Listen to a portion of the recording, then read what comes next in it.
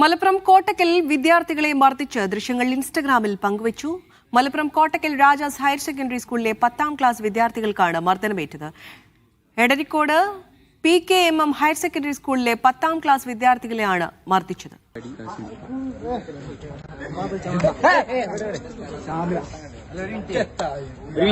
ഇവന്റെ കുപ്പായം കീറണ്ടേ? പിന്നെ ആരാ മോനല്ല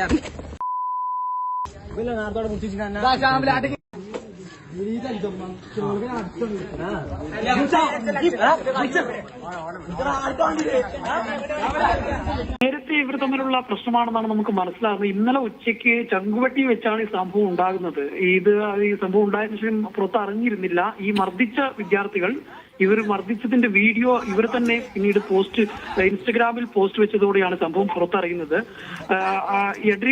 Kottakkal Edarikode PKM higher secondary സ്കൂളിലെ 10ാം ക്ലാസ് വിദ്യാർത്ഥികളാണ് മറ്റൊരു സ്കൂൾ, അതായത് കോട്ടക്കൽ തന്നെയുള്ള രാജാസ് ഹയർ സെക്കൻഡറി സ്കൂളിലെ 10ാം ക്ലാസ് വിദ്യാർത്ഥികളെ മർദ്ദിച്ചത് എന്നുള്ളതാണ് പരാതി. ഏതായാലും ഈ ദൃശ്യങ്ങൾ പുറത്തു വന്നതോടുകൂടി ഇപ്പോൾ രക്ഷിതാക്കളൊക്കെ പരാതിയുമായി രംഗത്ത് വന്നിട്ടുണ്ട്.